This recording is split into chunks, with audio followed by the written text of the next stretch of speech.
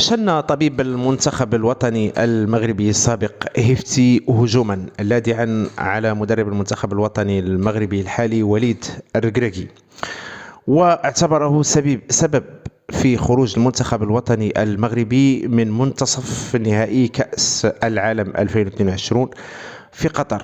ذلك يقول هيفتي أنه نصحه بعدم إشراك رومان سيس الذي كان يعاني من إصابة لا تسمح له ذلك الأداء المقنع والمثالي. لكن وليد الركراكي أصر رغم نصائح الدكتور هيفتي على إقحام رومان سيس، فكانت الهزيمة أمام المنتخب الوطني الفرنسي بإصابتين مقابل واحد. ويقول هيفتي بأن خروج المنتخب الوطني المغربي بتلك الصورة لا يزال